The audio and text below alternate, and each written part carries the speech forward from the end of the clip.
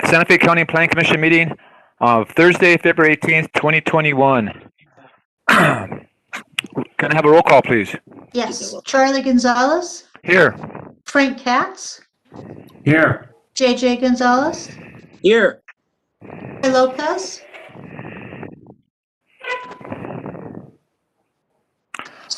Susan Martin, Here. Rhea Serna, Here. Steve Krenz, Here. okay, and Leroy Lopez. All right, you have a quorum. Okay, I just want to say that I think I read earlier that Leeway wasn't going to make it today. All righty, thank you. Okay. All right. Please stand for the Pledge of Allegiance.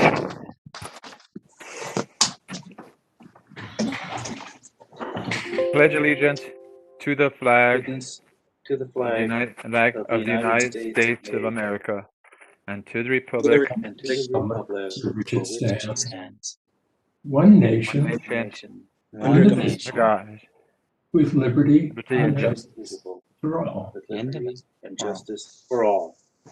Okay. Thank you all. We kind of got off sync on that one, but hey, what can you expect? Okay. Let's see here. Approval of the agenda. Any amendments? Vicky? Mr. Chair, there are no changes to the agenda. This is Frank. I move to approve the agenda. Okay. All in favor? Second. Okay. All in favor say aye. Aye. All opposed? Okay. Next item is approval of the minutes. Do I have any discussion on the approval of the minutes? Any motions? These are the minutes for January 21st, 2021. Any discussion? Any motions? Yeah, this is Frank. I'd move to approve the minutes as submitted. Okay, do I have a second? I second. Okay. All in favor, say aye. Aye. Aye. All opposed? Okay, that carries on. Okay, consent agenda final orders. Case 18-5180, Gerald Olson variance, Gerald Olson applicant. What's the pleasure of the commission on this one? Do I have a motion? I move to approve. Second. Okay. All in favor, say aye. Aye. Aye. Aye. All opposed? Okay, that one carries. Next, number 4, agenda final orders. B, Mark and Jack Elvinger variances. Can I get a discussion or a motion? I would move to approve. Second. Okay, all in favor say aye. Aye. Aye. Aye. Aye. Opposed? Okay, that one passes. Okay, now let's move to old business. I believe this is a continuation from the last, the case was case 18-5250, Teta Kekanta conceptual plan and variances. And I remember we had tabled last time it was before us. And I will hand it over to Mr. Nathan Mazanatis for his presentation, please.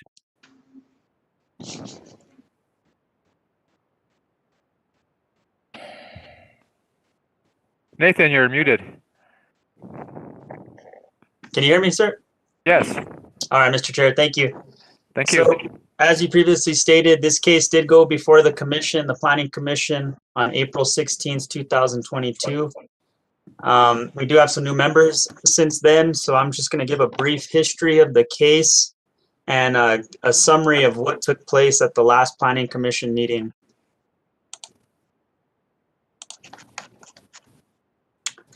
So this is the issue. Rambi Las Campanas, LLC applicant, James W. Siebert and Associates agent, request approval for a conceptual plan to allow 22 residential lots to be developed in 2 phases and 3 variances. The 3 variances requested for the project are for Chapter 7, Section 7, 17.924, steep slope disturbances in excess of 30%, with more than 3 separate occurrences of 1,000 square feet each.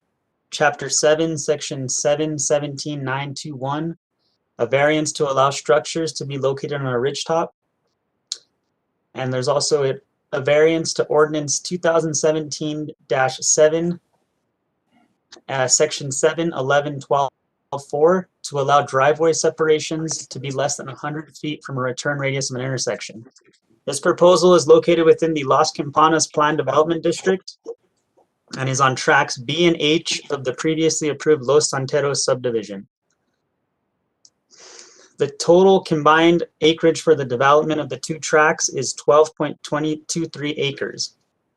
This proposal is also in SDA 2 and is within Commission District 2.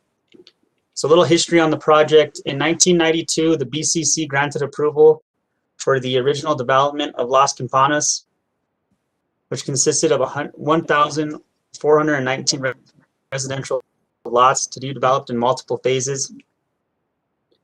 On February 8th, 2000, the BCC approved the master plan, master plat, and final plat for Los Santeros. And February 8th, 2000, Los Santeros master plan, which included tracks B and H of this development, were allowed 22 master plan lots on 12.2 acres. On July 17th, 2019, an application was submitted by the applicant for conceptual plan and variances. The applicant also intends to submit for preliminary and final plat after this hearing, depending on the hearing and the decision. On March 12th, 2020, this application was presented before the Santa Fe County SLDC hearing officer.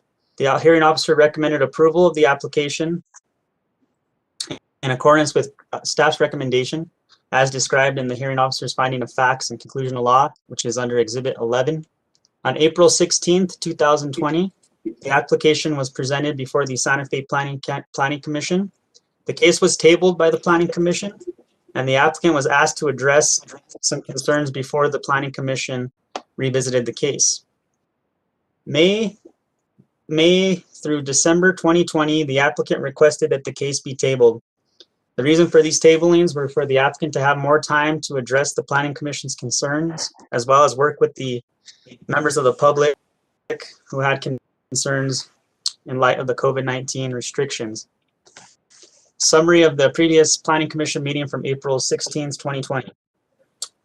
The applicant, as well as the applicant's agent, Jim Siebert, gave a presentation of the proposal and answered questions and concerns from both the Planning Commission as well as members of the neighborhood.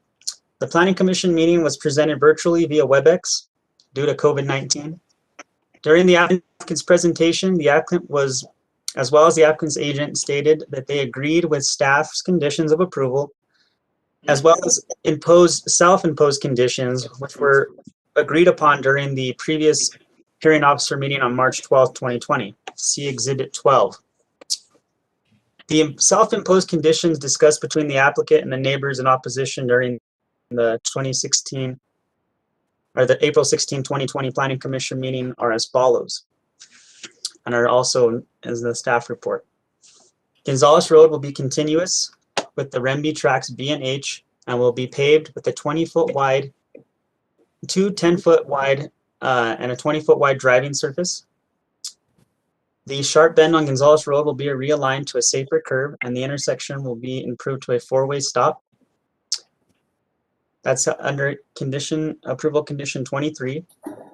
And 40% of the lots on the cul-de-sac road that goes north to Teraquecanta facing the dwellings on the east side of the fairway will be restricted to 1 story in height. That is approval condition 24. Also, the development will not, a phase grading plan will be provided to the county as part of the subdivision's infrastructure application, as noted as approval condition 25. During the meeting, members of the Planning Commission had a lengthy discussion with the applicant, the neighbors in opposition, as well as county staff regarding both staff's recommendations of approval as well as the self-imposed conditions proposed by the applicant. A motion was ultimately made for the case to be tabled until more information could be provided to the Planning Commission from the applicant. The reason for the tabling was so that the Planning Commission could better understand how the applicant was going to address the concerns that were raised during the meeting. The proposal was tabled and the proposal was tabled by the Planning Commission until the following concerns were addressed. 1. Define the locations of the two-story lots as referenced and described in the self-imposed conditions. 2. Resolve the unpermitted gate issue and work with Los Campanas and county staff to bring forth a resolution. 3. Provide proof of a road being paved and adequate drainage and erosion control provide proof of adequate drainage and erosion control. 4. Provide more clarification on how the previously approved density for the subdivision was granted. Staff has determined that the applicant has addressed these concerns, and they can be seen in Exhibits 14, as well as in approval conditions 24, 10, 5, 15, 19 through 22, and 25. Staff also recognizes that the applicant has tabled this case multiple times due to the COVID-19 pandemic and the restrictions that come with it. And staff acknowledges that the applicant requested that this project be put on hold until a further deliberation with the neighbors could be done. Lastly, staff recommends that this case be revisited by the Planning Commission, and staff stands by their original recommendation to approve the project. Staff's recommendation for the requested variance and conceptual plan are in accordance with the approval conditions as stated in the staff report, which are also in conjunction with the hearing officer's recommendation of approval. In conclusion, staff and the Santa Fe County hearing officer have established that the application with its proposed variances of the SLDC to create a functional road network within the proposed development is in compliance with the variance review criteria set forth in the SLDC. Therefore, staff recommends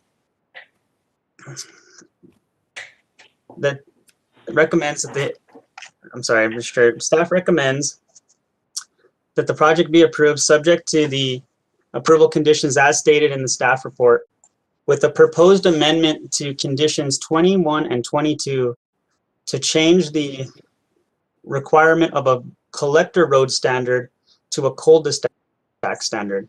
The reason for this is that the gate issue is resolved and the road will no longer be a through road. The county asked that the new road be done to cul-de-sac standard, is paved with 2 paved 10-foot wide driving surfaces, and has a 38-foot right-of-way. Mr. Chair, may I enter all of the original proposal approvals of condition as well as the proposed amended conditions of 21 and 22 to state a cul-de-sac standard rather than a collector standard? Yes, you may. Nathan, I do have a question. Mr. Chair, yes. On conditions 22 and 23, those should be Calle Gonzalez, not Gonzalez Road, correct? Commissioner, Mr. Chair, good catch. That is correct. That is the main road that goes through the development. It is going to be Calle Gonzalez. Okay, thank you. Does any of the commission have any questions of staff? Okay. I have a question about the gate business. Okay, who are you a commissioner? Who am I speaking with? This is Steve Kranz. Okay, yeah, Steve, I'm sorry. Please do.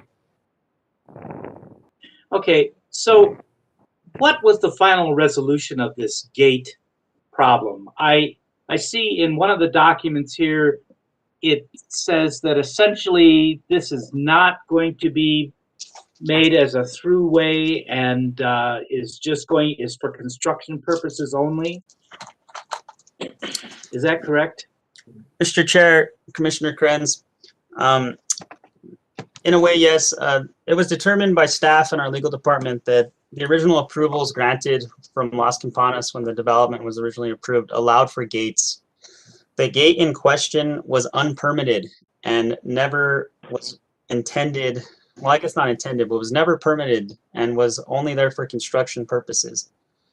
The new regulations in the SLDC do not allow for gates, but due to the fact that there are those original agreements, the gate will be allowed to stay because of those original agreements between the county and Las Campanas from when it was first approved. I guess what I'm asking here is it isn't the gate per se that I'm talking about. It's basically access to Las Campanas Drive. Is that Mr. envisioned Chair. here or not? Mr. Chair, Commissioner Krenz, there will not be an opening to Las Campanas Drive. The gate will remain. It can be accessed via the people that live in the subdivision, but not allowed through the public, to the public. Would you say that again, please? Yes, sir. So the gate will remain, but will not be allowed as a through street for the public. Okay. So I remember in our original discussions on this that there was some question about the fact that essentially all of these lots are on a dead end because this is not a throughway. And there was some discussion about fire and police access. Mr. Chair, Mr. Krenz, the fire department has given their blessing on this. And they are, like I said, they will have access to it in case of emergency. It just will not have public access. This is Scott Vandenberg. I can speak a little further about that gate if you like. I live there. Yeah, hold on a minute. The commission's still asking questions. Yeah, you can speak when during the public hearing part. Okay. Thank you, Nathan. Continue. Mr. Chair, that's all I have for now. If there's any other further questions from the commission, I'd be happy to answer them. Okay. Any other questions from the commissioners? Frank, please do. Yeah, can we have a graphic put up that will show us where the gate is? I am curious as to why this is being grandfathered in when it was done without a permit. It seems to me that it shouldn't be, given the rule now is that you don't have gates. Maybe you did in the past, and this gate would have been grandfathered in had it been permitted, but it wasn't permitted, so it shouldn't be grandfathered in. Mr. Chair, Commissioner Member Katz, if I could just clarify that, as Nathan had mentioned, there was an original development agreement between Las Campanas and the county when they came in for their original master plan approval. In that agreement, it allowed for gates within the Las Campanas Plan Development District. So although the code now doesn't say, it says that gates are not allowed, we're honoring the prior development agreement that we had with Las Campanas. Why are you honoring it when they didn't have permission to build the gate? It's an unpermitted gate, and now it is not allowed. You're correct. It's an unpermitted gate, and they will be required to come in and obtain a permit. But per the development agreement, they are allowed to have gates within Las Campanas. Mr. Chair, Commissioner Katz, Vicky is correct. The condition of approval is that an after-the-fact permit needs to be applied for and granted. The county didn't want to stick that requirement on the applicant because ultimately the gate isn't on their property, so it's going to be the responsibility of Las Campanas to obtain that after-the-fact permit. But it will be brought into compliance. Why would a permit be granted after the fact when it's no longer allowed to have the gate? Mr. Chair, Commissioner Katz, because we're going to honor the original agreement that allowed for gates to be within the Las Campanas area. Okay, so tell me then, what is the rule that they can't have gates in Las Campanas? Or the code, or what's the current rule that doesn't allow gates? Mr. Chair, Commissioner Katz, the intent of the SLDC is to have road networks that, they don't want subdivisions closed off, but Las Campanas is kind of its own unique situation where there's multiple gates within a gated community. So by removing this gate, essentially all of Las Campanas will become ungated, and therefore, it won't be a gated community any longer. So we're gonna stick with the original approval that the intent was it for the community to always be private and gated. By removing this gate, we've changed the whole the whole framework of the Las Campanas subdivision. Why? Are there other gates in Las Campanas? Mr. Chair, there are multiple gates. Commissioner Katz, there are multiple gates within Las Campanas, multiple sub-phases within Las Campanas that have their own separate gates. There's already been precedence for this.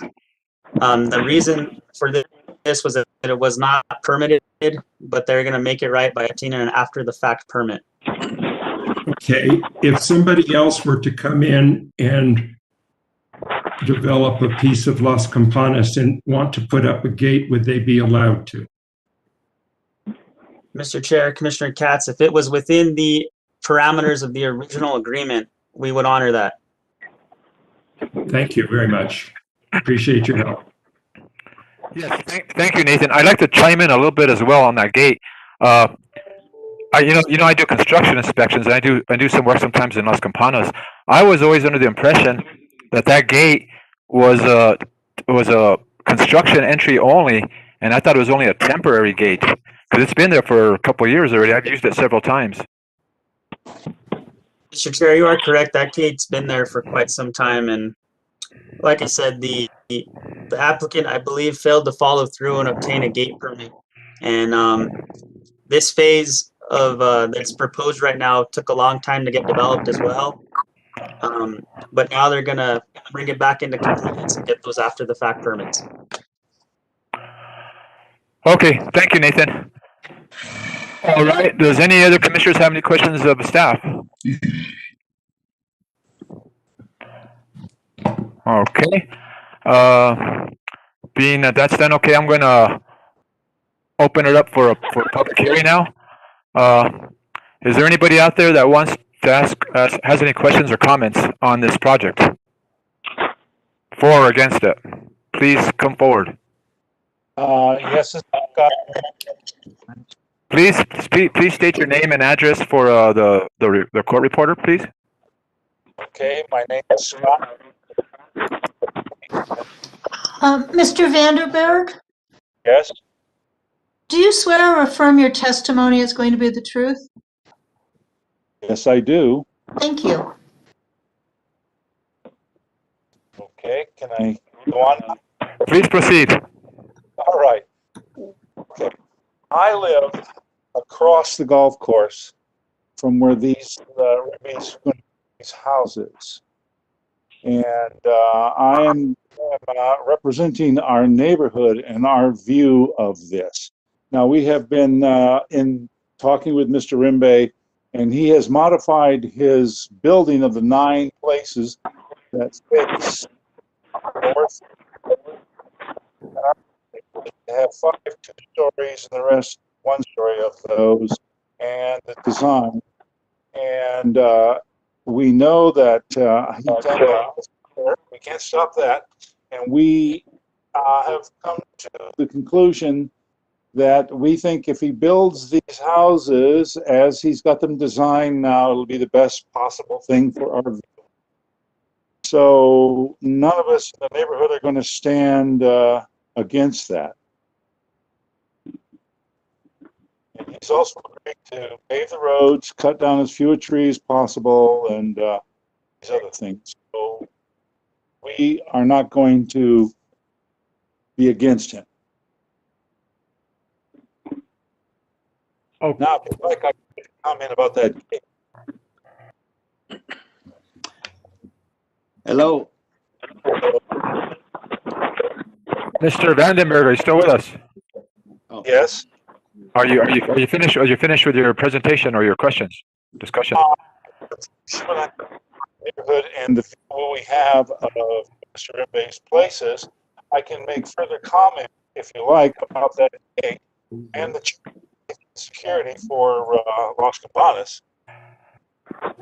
It's up to you. Whatever comments you want to make. Just That definitely is a construction gate. It's been there for many, many years. It is not one of our normal gates. There are 4 gates going to Las Campanas. So it's just a construction gate. That's what's for it. the fire department could use it for access in case of fire. Yes, that's very much so. Okay, Mr. Vandenberg, thank you very much. You're welcome. Okay, who's next out there? Anybody want to speak? Ken Francis. Mr. Francis, please get sworn in here. Yes, Mr. sir. Francis, do you swear or affirm the testimony you're going to give us the truth? I do. And I'm sorry, could you state your first name again? Full name is Kenneth. Thank you. Thank you, sir.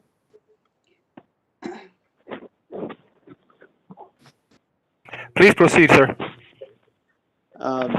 We live at 2 Plaza Velasquez, and we are concerned about blocking our view of La Señora de las Campanas and the rest of the mountain view west of us. We built our home, we bought this home because of the view. And as I understand it, they are going to be allowed 2-story properties. Is that correct?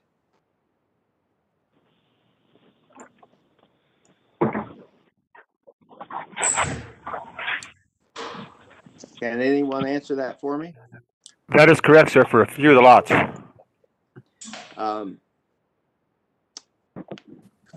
As I say, we bought less than a year ago here, and so we're new to this process. But my first question would be, is this normal that when we've invested significant money in a property and then someone can come along and change the rules by changing these lots? We bought this based on there not being a bunch of condos next to us.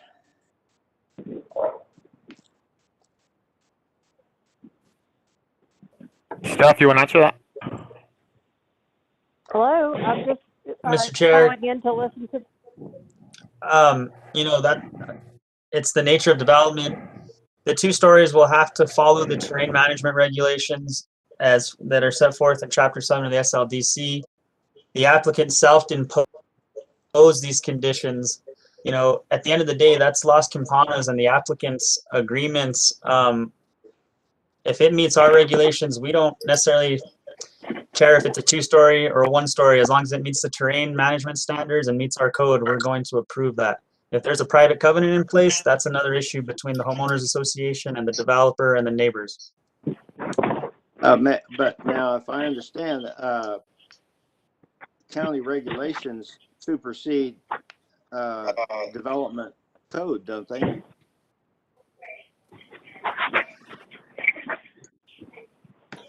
Mr. Chair, not necessarily. In most cases, HOA regs are actually more stringent than SLDC regs when it comes to height. Can they be less? I'm sorry. So if I understand you correctly, then covenants that were imposed in the original development plan they supersede county regulations? Mr. Chair, the applicant would have to meet the terrain management requirements for each individual lot that's built out in the property. We would determine that at time of development, when a development permit for a single family residence was submitted. The applicant self-imposed these conditions to say where the 2-story lots are going to be. This is not a county requirement. But the I'm not county is participating now. changing that regulation, correct? What time do you want to eat? I mean, Whenever you John, can you get everybody to mute, please? So we don't have to listen. We need one speaker at a time, please. We're hearing somebody in the background. Sir, I think what staff is saying is that the county enforces county code. The homeowners association enforces their own code, and there's no code in the county that doesn't allow 2 stories. Am I, Nathan? oh, well, no, I'm sorry. Mr. Chair, thank you. That is correct. I may have misspoke, didn't explain well, but the two-story issue I can understand, but the issue I have is how can a developer be able to come in and spend some amount of money after we've spent X amount of money? He can come in and change the original development, which we bought our property based on the original development. And now after the fact, he's going to be allowed to subdivide his and put a bunch of condos in there. Mr. Chair, this is Jay Rambi, the developer. Is it okay if I respond and comment? I can answer some of those questions and put clarity. Okay, go ahead. Well, wait, Mr. Remy, let me swear you in. Oh, yes. That way it's Sure, clean on the please. record. Yeah, Do you swear or affirm the testimony you're going to give is the truth? I do. Okay, thank you. Okay, go ahead. Mr. Francis, this is Jay Rambi. I'm a long-term New Mexican. You know, I actually bought that property back in 2009 and did one of the second phases in there. And Los Centeros was master planned to allow for 2 stories on the lots that I'm buying, and allows for up to 7 attached homes. So, you know, I'm not a fly-by-night developer. The plans always propose what I'm proposing for years. You know that. But, you know, I've been working hard in here trying to do the best job. And it does allow for 2 stories. It does allow for what I'm designing. And, you know, I've been up here for quite some time now. Well, may I ask, if I'm not mistaken, the original development was for 7 lots. No, so that's incorrect. That's incorrect. That's incorrect. These parcels allow for 22 lots, always have. When I purchased the second phase, there were a total of, I believe, 17 homes. This was the second phase, which would be another 22. It's actually the third phase. So this is the third and final phase. I believe the whole first, second, third phase was a total of over 70, I believe. And I'm just finishing the last and final phase on tracks B and H. Okay, well, I guess I'm sorry. I'm a dumb civil engineer out of Texas, but if I understood correctly, these 2 sections, B and H, were originally platted for, I thought, 7 lots.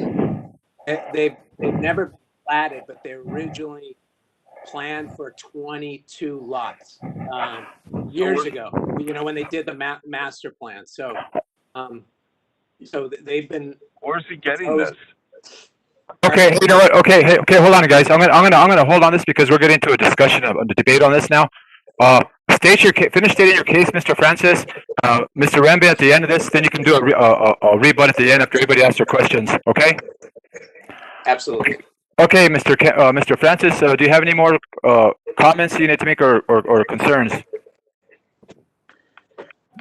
Well, the concern I have is it appears to me from this conversation that we are being allowed to subdivide this land into smaller lots to accommodate more homes, which, if I'm wrong, just tell me and I'll go away. This has gone to this point on Planning Commission now, and staff has already looked at it, and they're saying it complies with all the requirements that is needed. So if the applicant wants to address your comments when he does his rebuttal, that'll be fine. So at this point, I'm going to go on to the next caller. Thank you, Mr. Francis. Yes, thank you. Okay, anybody else? Hold on, Jada. We'll let you do a rebuttal at the end, okay? Absolutely.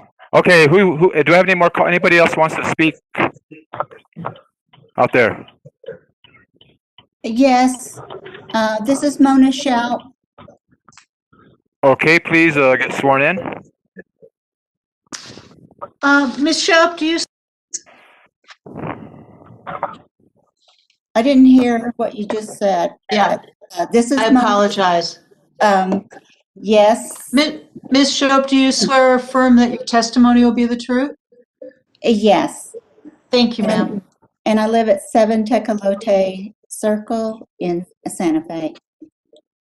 I had a couple of questions. I did submit my questions to the Planning Commission, and I hope that they did see them. And I don't know if you had any questions for me, or if you did understand what I was talking about. But I had a couple of more questions that I thought of last night. And I did see that homes that are at least, I think it's 2,500 square feet, require the rain catchment cisterns.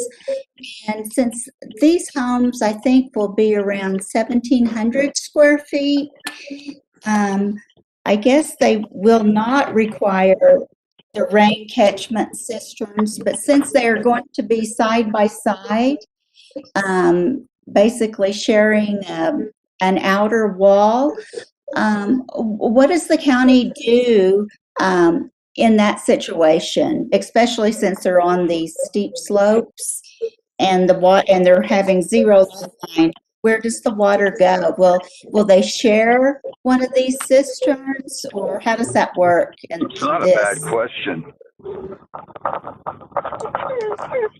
Mr. Chair, this is Nathan.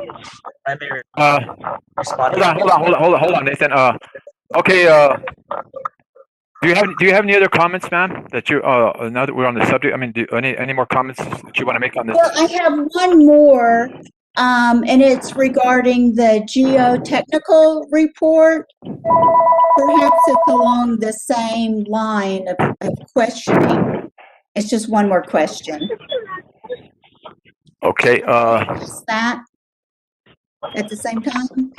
Mr. Chair, if I could just interrupt, we're getting a lot of feedback, so I'm going to mute everyone. And when it's when you would like to speak, you'll need to unmute yourself. If you're calling in, you need to press *6 in order to unmute yourself. Thank you, Vicky. That's me.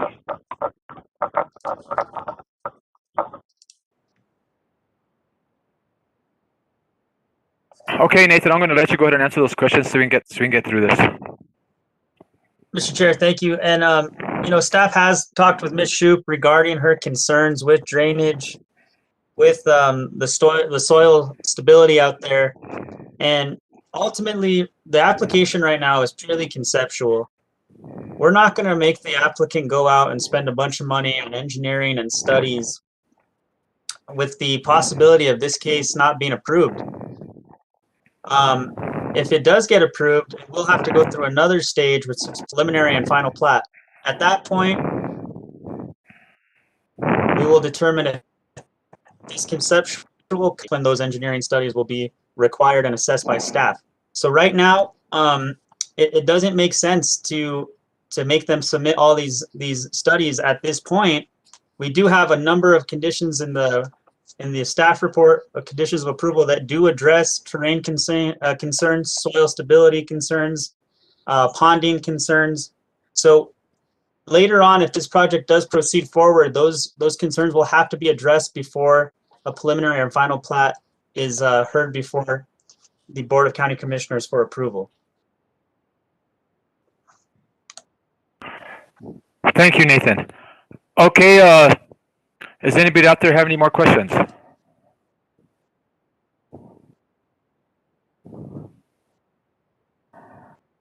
Okay, any questions from the public? Hey, one more chance before I close the public hearing.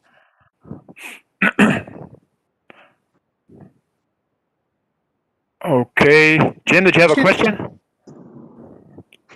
I'd like to say something, Charlie. Please go ahead. You need to unmute yourself. Jim, you're muted. There we go. Okay. Can you hear me now? Yes.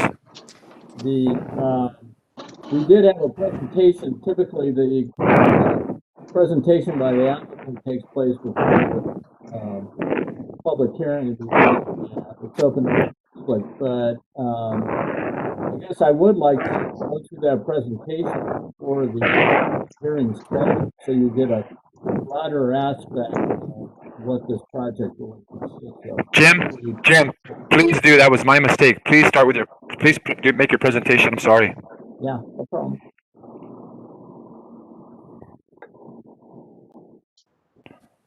Well, please get sworn in by Karen. Oh, sorry. Do you swear or affirm the testimony you're going to give us the truth? My address is 915 Mercer, Santa Fe.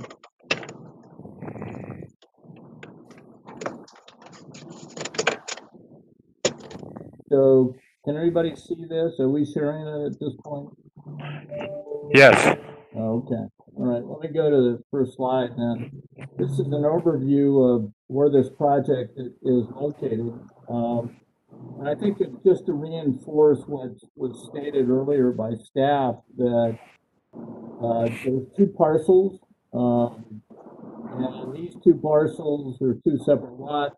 Is this working now? Anyway, the two separate lots were approved as part of the master plan for Las Campanas for 22 lots.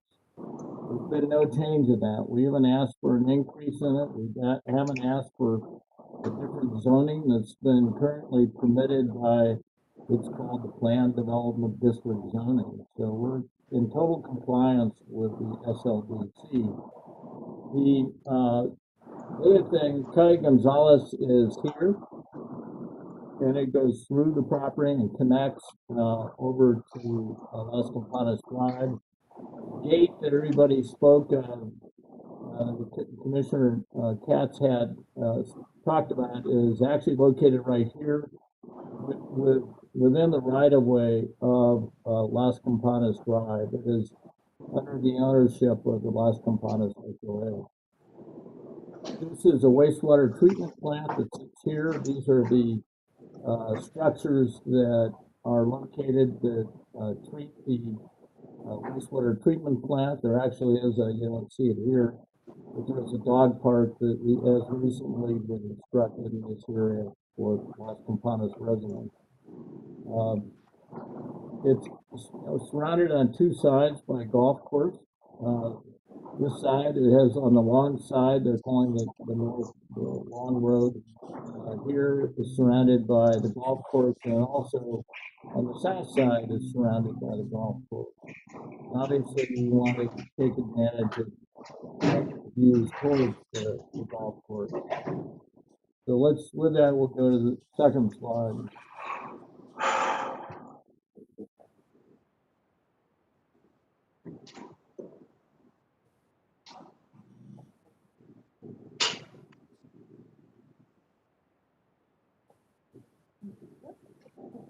So one of the questions that the Planning Commission had at the last time was, well, this it seems way too tight for Las Campanas. Las Campanas is only made up of large lots. Well, it's actually not correct.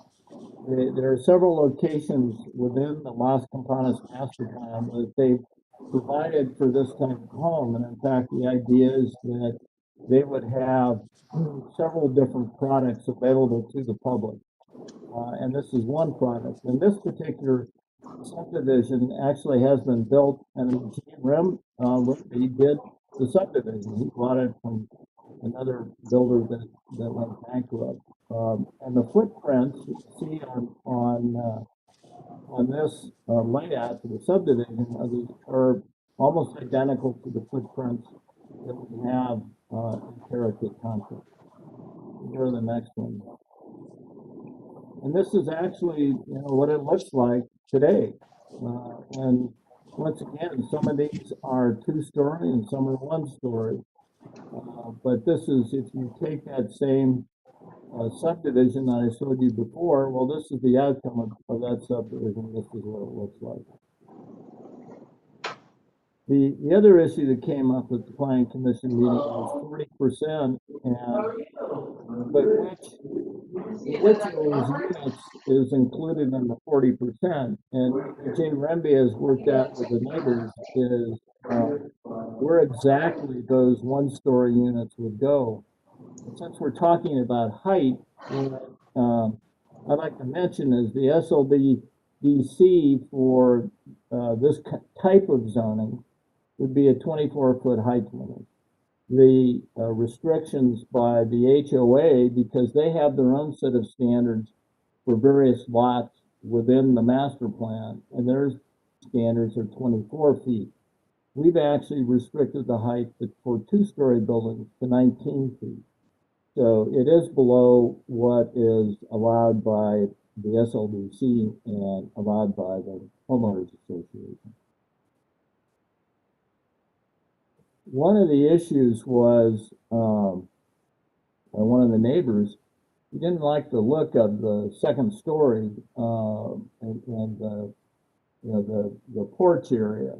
And we have modified that. There was a redesign that took place within the interior of the project, so we could make that second story. And he actually looks across onto this project. So that was an issue that we felt was important. We had to do something to address that particular concern, and we did it with this particular facade. And the actual location of that is up in this area right here. Let's do it next one. And then staff had a concern. They said, "Well, what does this look like from a 3D standpoint?" So we have somebody here that has the ability to do 3D architecture. So we generated a 3D drawing of this, looking, so the point of view would be actually from the neighbors looking over the existing golf course. In this case, it was a tee. And so this is on the long roadway that goes to the north. And the issue of the road, I think, is pretty important. The gray line is where Calle Gonzalez is right now. And what happens, you come to the top of the hill and you have an absolute blind curve. There's no way to see around that curve, but because it's too sharp and it's at the top of the hill, you can't see over the top of the hill. What we're proposing to do is realign that, make it first of all, make it safer, and then secondly, to change it into a four-way intersection with a stop at each intersection. So we feel what we've created here is a much safer solution to what exists today for Calle Gonzalez. And then this is the overall site plan for the property with the units on it. And just to refresh your memory here, this is Calle Gonzalez that's realigned. We have the intersection here that will have a stop at each of these locations here, the three-legged intersection. And then we have what's a paved road, 38 foot of easement going to the north, and a paved road with 38 feet of easement going towards the west as well. The one issue, there was a issue of a variance for the driveway access from the intersection design. It was 100 feet, but as I recall, actually it's a waiver that can be granted by the land use administrator, and in this case, we felt that waiver was warranted because we've improved the safety aspect of this particular intersection. I think that's it, isn't it? Yeah, so that's it.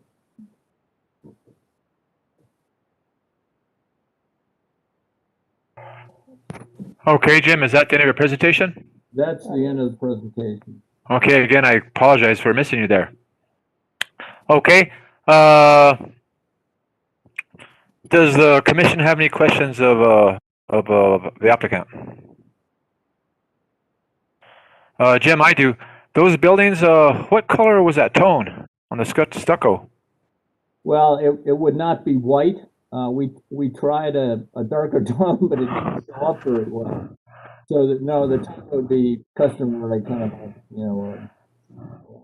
a stucco, tan, more of a tan stucco, like the houses that I showed you that Jay had done before. It would be more in that order. The reason they were white is that it was hard to get them to stand out without making them white.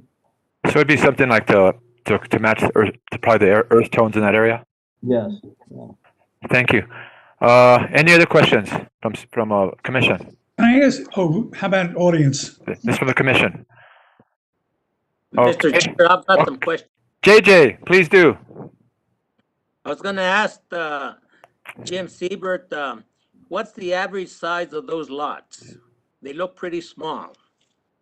Well, as I recall, they vary from around 4,500 square feet to 5,500 square feet, and then we have some that are much larger than that that go up on the other side of the hill. But yeah, no, they're in terms of they're pretty representative of the subdivision of the width of the lot is representative of the subdivision that you saw that was previously done in Las Campanas. Another question I have, what are the sizes of houses that are going to be built? Are they going to be condos, townhouses, or freestanding homes? No, they are going to be townhouses. They're not going to be condos. And I'll let Jay tell you exactly what kind of the house sizes are going to be. Yeah, yes.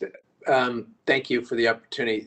They will potentially range from 1,600 to about 2,200 square feet. And, from the phase that we did, there's very few that did the 1,600. And there's a plan, what we call the San Isidro plan, that is about 2,000 square foot plan that creates a casita and the house, and it creates this just beautiful courtyard. And they're really meant to be these lock and leave houses. It's for a different market, someone that is really looking for something smaller, less maintenance. They don't want a large yard. They don't want a large upkeep. But these little courtyard houses are just wonderful. And I'm happy to show you some of the existing ones we did, or I'm happy to send you photos. But yeah, they'll range in size, no larger than 22, but again, they're meant to be these wonderful little empty nester houses for people. Are any homes going to be affordable houses? Do you have to comply No. with the affordable houses ordinance? I do not.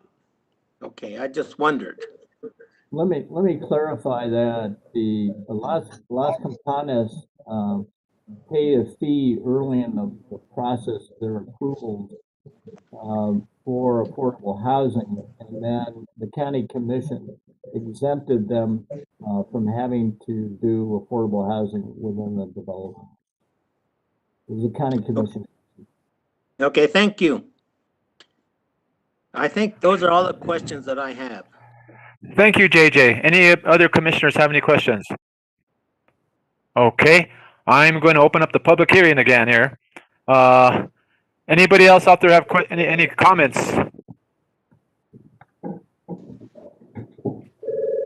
Mr. Antonez, did you have something you wanted to say?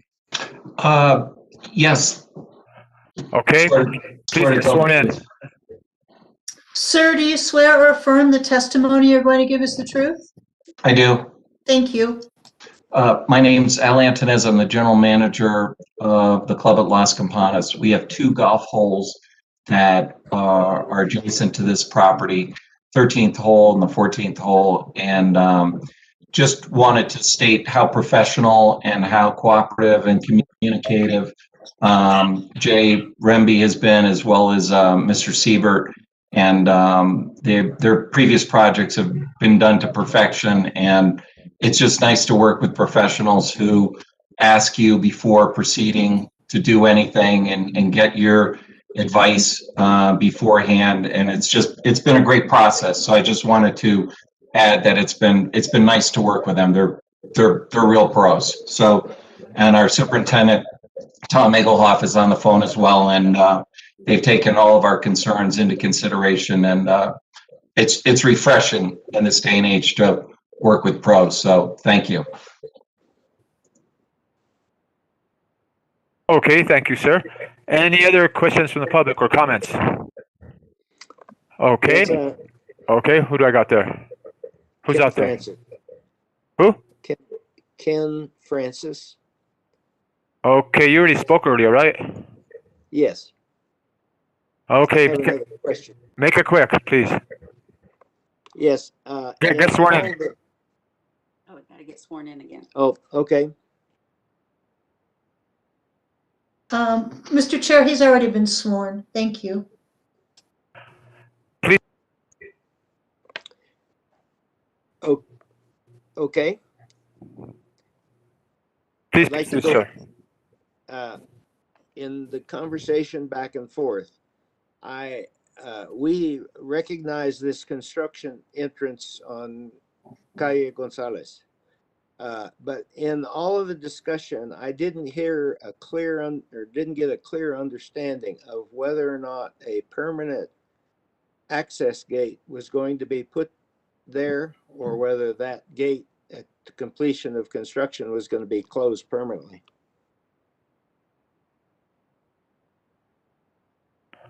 Nathan? Mr. Chair, that gate will be used for emergency purposes only. The fire department will have access for that.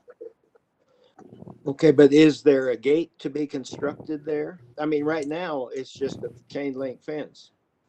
Mr. Chair, a condition of approval is that Las Campanas needs to come into the county and discuss with staff and provide an after the fact permit for a gate. So yes, there will be a gate there. Okay. Okay. All right, let's continue. Anybody else from the public have any more questions? I do. I would like to ask my second question. Okay, who am I speaking with? Mona Schaup. Did you hear me? Mona Schaup? Yes, go ahead. Okay, I put it up in the chat section, and it's regarding the geotechnical report. And I didn't know about the scope of the geotechnical report, and if you're allowed to ask anything about the future conditions of the tracks. And what I had in mind, if we have a big monsoon season and the conditions of the properties with the very soft soil, it's very, very soft soil out there.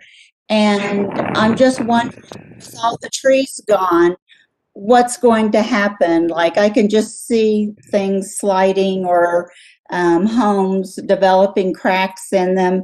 And I didn't know if the geotechnical report would look at that scenario. Nathan, please respond.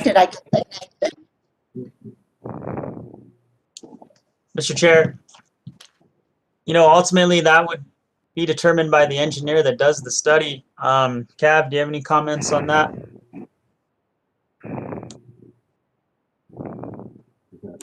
Mr. Chair, that will be determined at the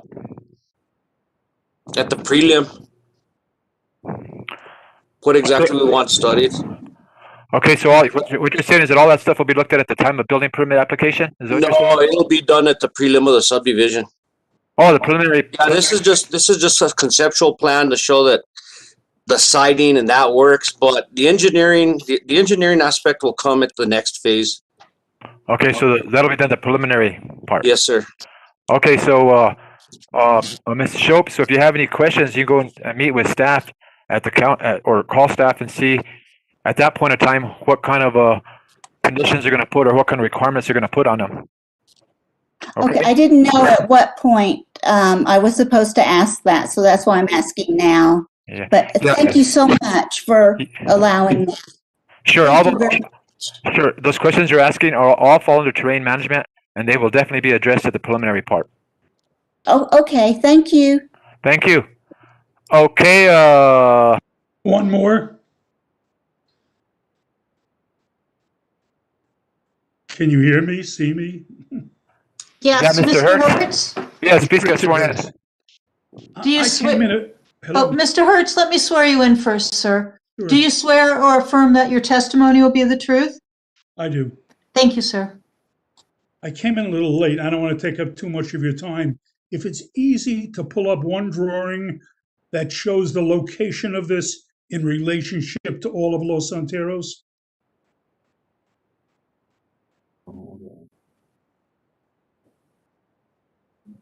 Can anybody show me where this piece is? I know more or less, but Jim, can you guys help us out there? Or Yeah, Nathan? I can pull up the aerial photo. We don't have it relative to all, at least, on the slide, all of Los Santeros.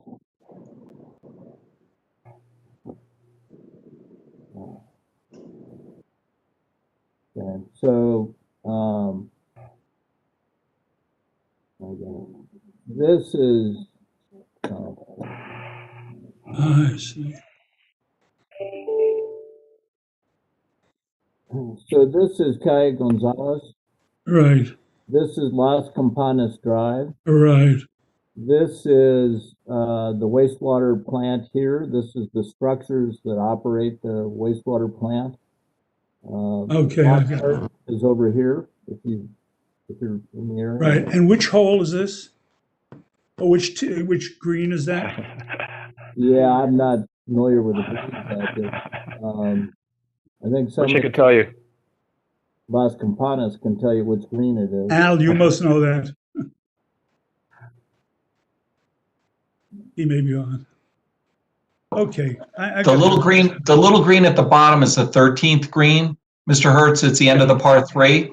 Right. And then the 5 little dots are the tees to the 14th hole. Uh-huh. And then that gray spot right at 12 o'clock is the pond on 14. And the dog park from this thing would be at about 11 o'clock, just at the top of everybody's screen. Oh, I got it. Yep. Okay. Thank you all very much. You're welcome. Thank you. Okay, I'm going to close the public hearing now. Does anybody in the commission have any comments or discussion or a motion?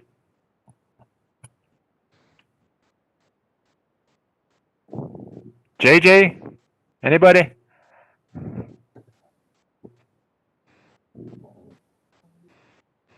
You're muted, bro. I move to approve with staff conditions. All right. Do I have a second? Second. I second. Okay, we have a motion and we have a second. All in favor, can we get a roll call? Mr. Chair, prior to that, if we could amend that just to include the amended conditions to 21 and 22 for the road standard to be a cul-de-sac standard and not a collector standard. Okay. And also, Mr. Chair, there was some discussion regarding casitas. Staff just wants to let it be known that there's only going to be one house allowed on these lots. There will not be any secondary residences allowed in this subdivision. Does that include accessory structures? Or Accessory structures are allowed, but not accessory dwellings or casitas. Okay, thank you. Okay, can I get a roll call vote? Yes. Mr. Krantz? Aye.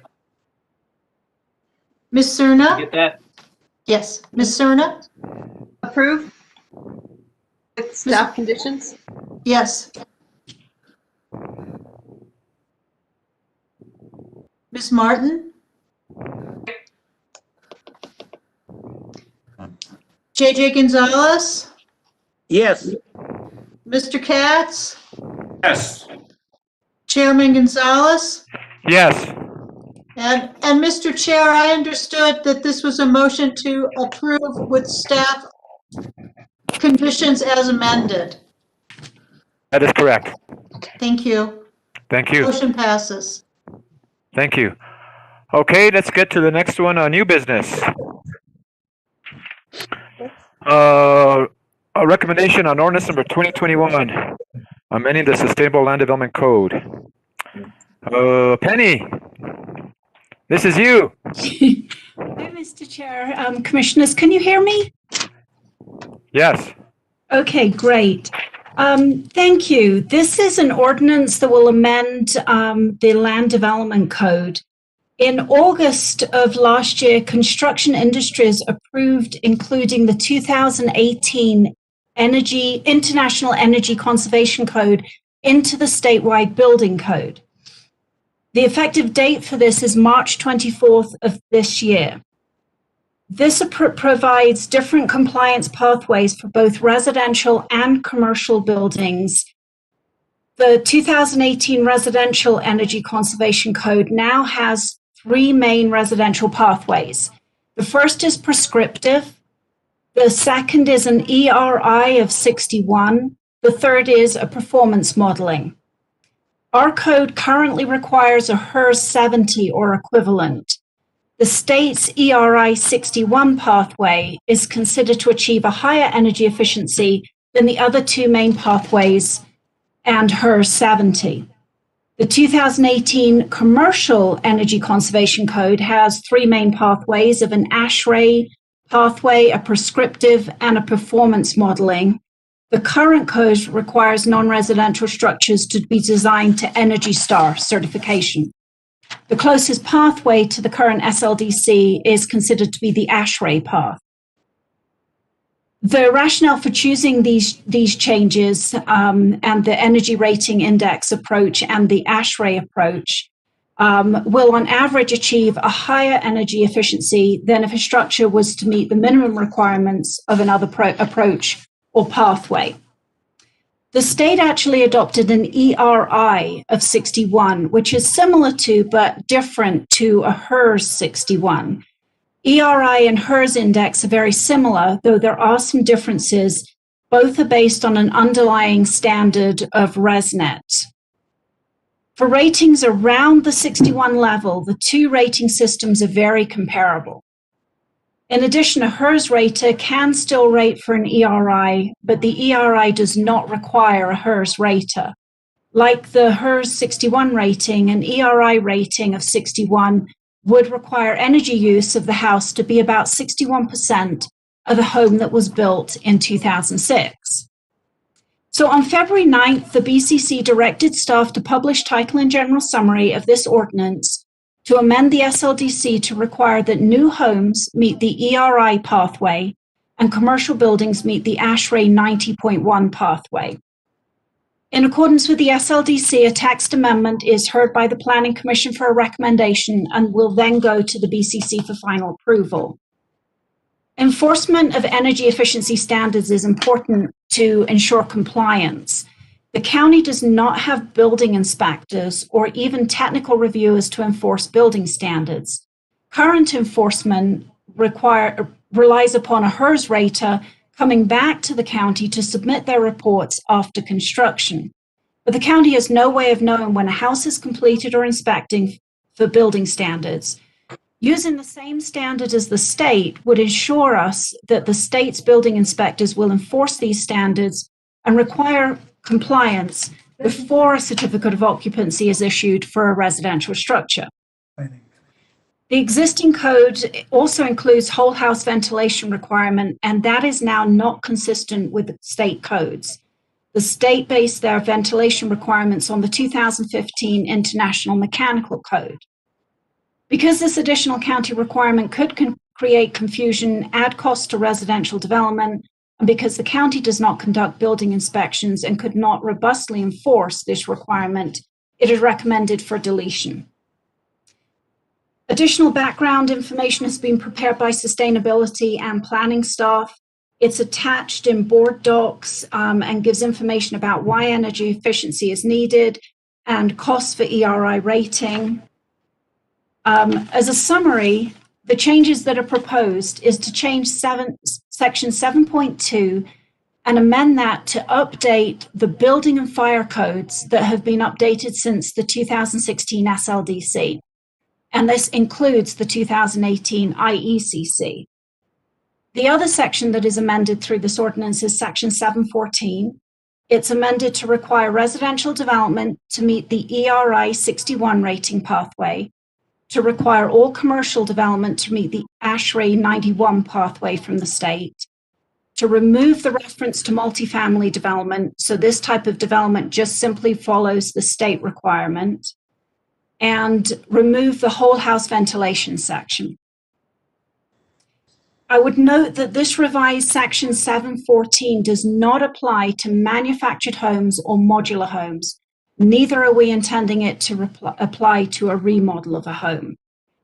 Staff recommends that the Planning Commission recommend approval of this, and this will then go on to the BCC on March 9th for approval. It will then go into effect 30 days after recordation, which will be shortly after the state requirements come into effect. And then I'm going to hand over now to Jacqueline and Robert from Sustainability and Planning. They've worked together to provide some background information and have a brief presentation for you. So Robert, if you could take over. Thank you, Penny.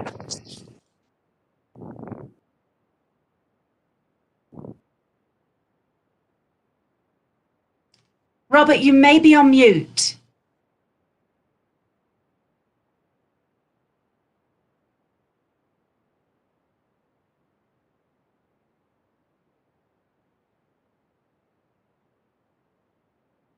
Lucy or Jacqueline available?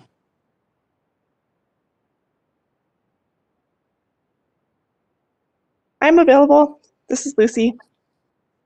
I think that Robert, I see his on, but it doesn't look like we can hear him. Yeah, I was just going to call him and see. I don't see the presentation up, though. Is it up? And I'm just not seeing it, or? Robert was sharing it. Vicky, are you able to pull it up? Yes. I will share it. Oh, it looks like Robert's back on. Okay.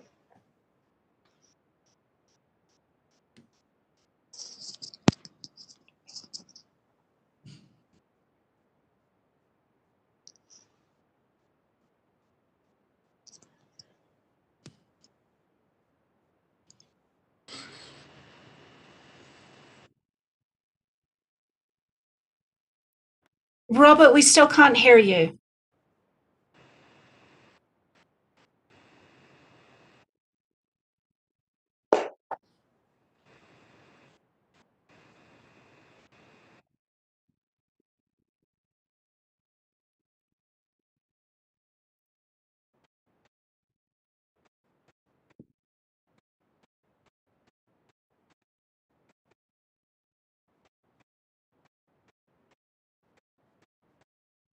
Robert, can you hear us? We can't hear you.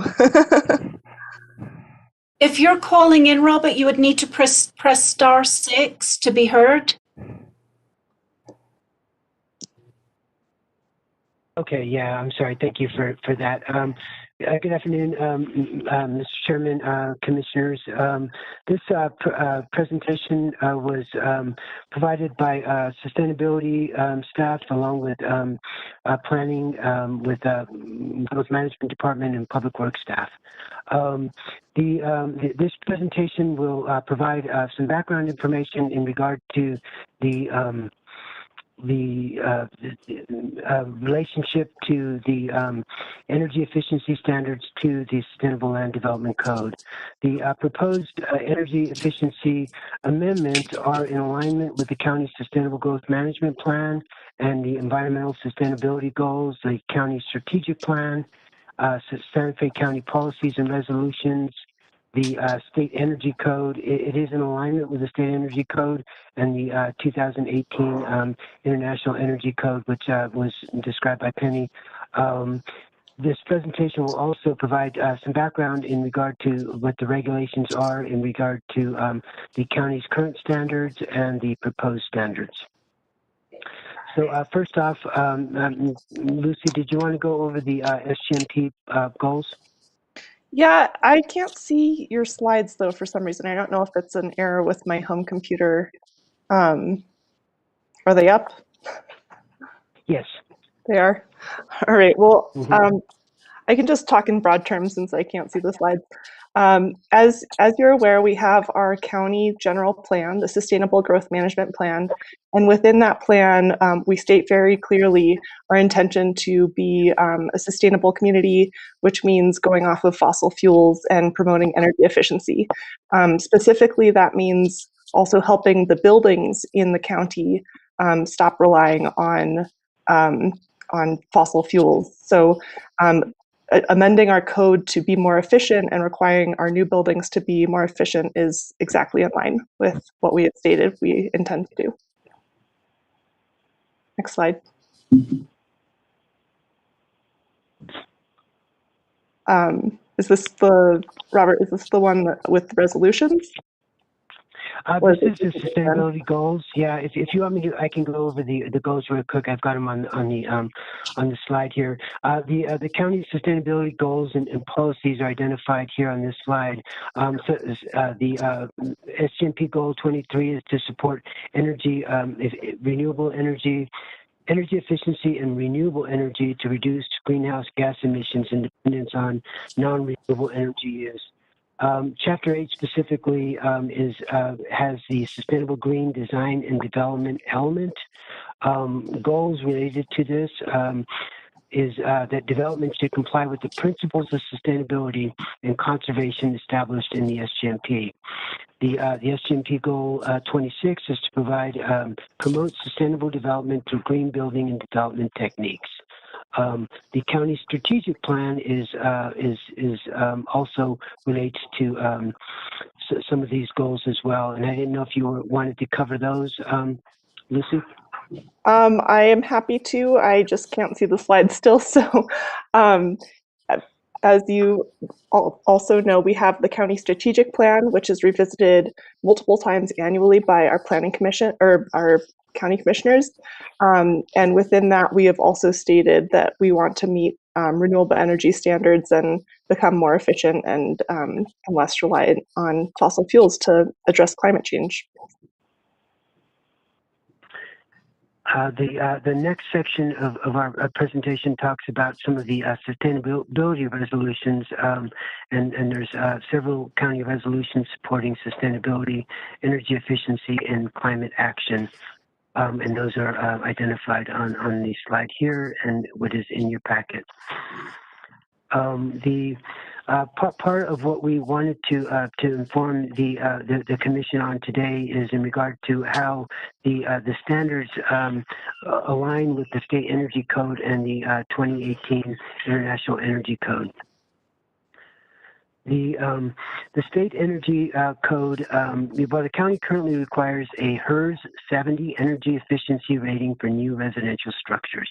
This is a county requirement, not a state requirement. The state, since they have created the new standards, currently requires the applicant to meet one of several pathways. The county Sustainable Land Development Code does require compliance with the state building and energy codes. That is the section 7.2 that Penny referred to. State requirements for residential development include a prescriptive path or performance requirements, which includes an alternative path, which requires an ERI of 61. In order to maintain consistency with state code and to advance county sustainability goals, the county is proposing to adopt the ERI standard of 61. The updated standard will provide a clear and uniform regulation for all new residential development in the county. The next slide refers to the this is the state energy efficiency pathways, and to your left are the prescriptive requirements. This is, again, statewide. You can either choose a prescriptive path or a performance path. The performance paths include the simulated performance or the ERI. The county, let me see here. The county is choosing to go with the ERI pathway, as this is the closest to the HERS rating that is in the current code. It also ensures that there is a certain standard of energy efficiency that needs to be met. So the county is proposing that we're amending Section 714 to require new residential development to meet the ERI 61 rating pathway. The next section, and I don't know if we have Jacqueline online today, is the energy efficiency regulations, costs and benefits. The staff did do a review of what the regulations benefits and costs were in relation to the regulations. Including potential options to the standards to achieve an ERI of 61. We've provided some examples of energy efficiency improvements to achieve an ERI of 61. And this was identified, through information the staff has worked with local HERS raters who have provided their time, builders and developers who have provided information, energy efficiency. Go back here. Educators from the Santa Fe Community College. We also have coordinated with State CID and the Santa Fe Area Home Builders Association to identify, how does an applicant achieve the ERI of 61. These are some examples of how to achieve an ERI of 61, including using a high efficiency furnace or boiler, 90% or plus, a high efficiency water heater, tankless or heat pump, hot water recirculation pump, must be demand activated, higher performance windows, demand control hot water recirculation. Again, these are some examples of ways to achieve that. Part of our goal in communicating with the public is to provide information to the public in regard to what these, how to achieve the ERI of 61. Some of the benefits of achieving an ERI of 61, again, this supports the county's sustainability and energy efficiency goals and policies. The ERI 61 pathway addresses the county's sustainability goals from both an economical and energy efficiency standpoint. It will address decreased energy usage, estimated to be between 5 and 16% based on sample data. Decreased energy bills, energy savings estimated to be between 5 and 16% based on sample data. Decreased CO2 emissions, CO2 emission reduction estimated to be between 5 and 15% based on sample data. And then reduce energy usage significantly and increase efficiency performance of approximately 10% in comparison to the average home. The public benefits of the energy efficiency standards overall would be to decrease CO2 emissions to address climate change, reducing energy usage and energy costs for homeowners, and also, again, providing education, information, and outreach for long-term benefits of increased energy efficiency standards. And this is something that we're looking to long-term to address the county's policy goals and the strategic plan goals.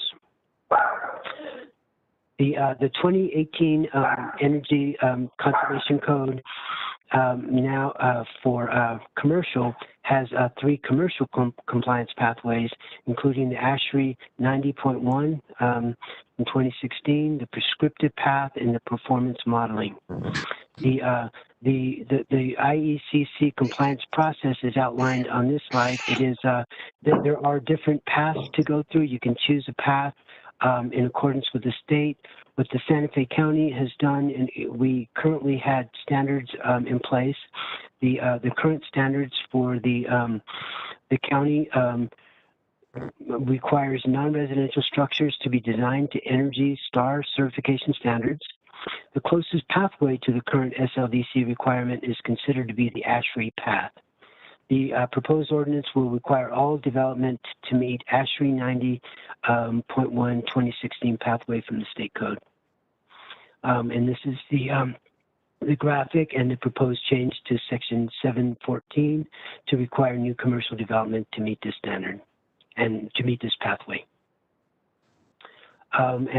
This slide summarizes the changes. The amendments to the SLDC will be consistent with the state energy code through amending section 7.2 to update the fire and building codes to include the state residential energy and commercial energy codes, to require new development to meet the ERI rating pathway, to delete the whole house ventilation section for residential structures, and to require commercial development to meet the ASHRAE 90.1 2016 pathway. And finally, removing the reference to multi-family development. So this type of development will follow the state requirements under the 2018 code. So that concludes our presentation, and we stand for questions from the Commission. Thank you. Thank you, Robert and staff. Penny, I have a question for you. On your presentation, you said that the revised section 7.14.22 would not apply to manufactured homes or modular homes or remodel of a home. Would it apply to attached or detached additions, or second story additions, or guest houses or accessory structures, re-roofs? Mr. Chair, it would apply only to new construction. So if there was an addition, the addition would need to meet this standard, and a new home would need to meet the standard, whether it's a primary dwelling or an accessory dwelling. By not including modular homes or remodels, they're then reverted back to the state and they get to choose any of the pathways because the state does require them to meet that standard. The reason why we're not including modulars is because we did initially require them in the code that came into effect in 2016. And it was a burden on the people buying a modular because the factory had to make changes, and that became very expensive. So the state construction industries is now working with the modular home industry because they will have to meet one of the standards. But they can choose which standard they will meet, and it's more likely to be the prescriptive standard because that is the lesser of the three standards for residential. Same goes with remodel. So what we're looking at is our code will do the same as it did before, which is new dwelling units and new construction.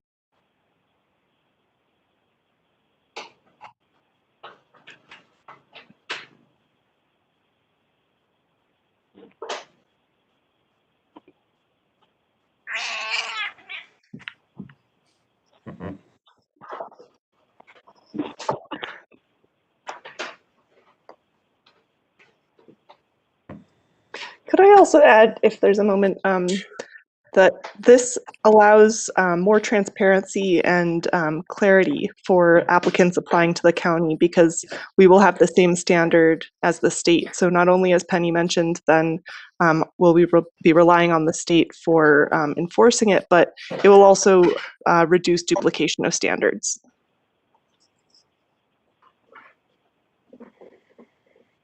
Okay, Penny, did you get my question as far as like how is the communication going to be between the county and the state? Are you guys going to get a copy of the tag, or is it going to be the certificate of occupancy? How is the county going to know that this is a compliance?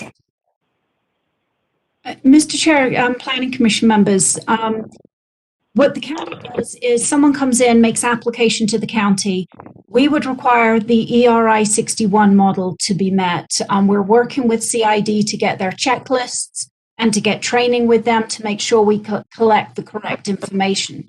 We then seal those up when we're issuing a permit and they get sent over to CID.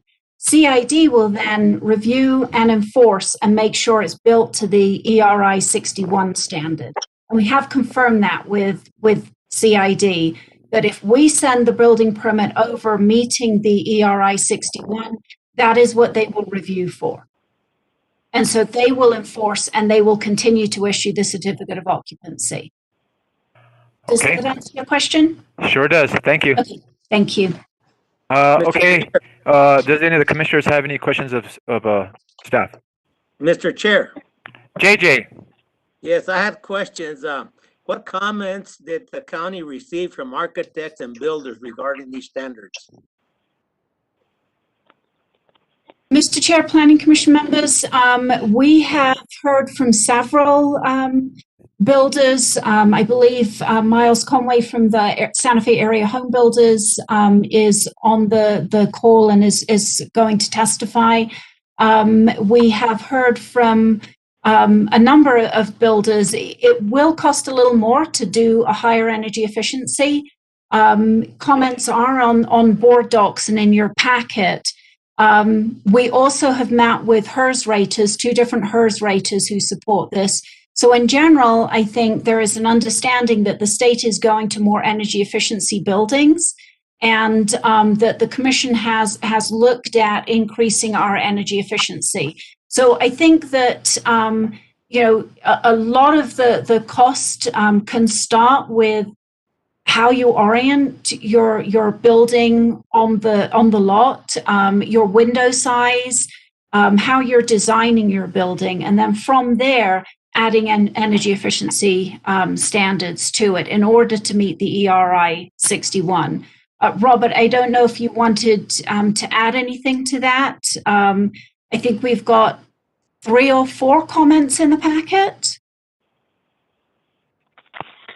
This is Robert. Yes, that's correct. We do have some comments that have been included in the board docs, but I do believe there are folks here who may want to speak on this item. Thank you. Okay, thank you. Does anybody else on the commission have any questions of staff? Chairman Gonzalez, I have a question. Sure. Cerna, please go ahead. Given the additional costs that I saw that were mentioned from some of the HERS raters and builders in the packet, I'm just wondering from the planning department if there were any discussions about how this is going to connect with the, our ongoing affordable housing crisis here in Santa Fe and Santa Fe County. If there were any discussions with affordable housing or any type of soft second mortgages that could be offered to homeowners that want stick-built homes, and also just considering that if this does increase, our already exasperated housing situation, there are going to also be probably more people leaving Santa Fe, workers that will, live outside of our county boundaries and then maybe be commuting in. So that, exasperates reliance on fossil fuel if more people are having to drive because it's just further and further out of reach for middle income Santa Feans to purchase stick-built homes here in Santa Fe.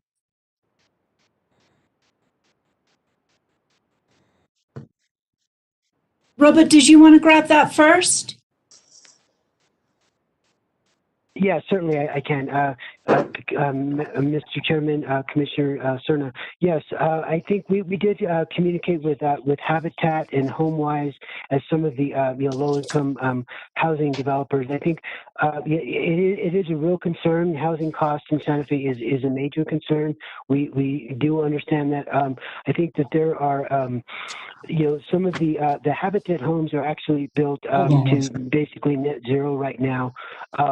And the energy cost savings are an important part of that.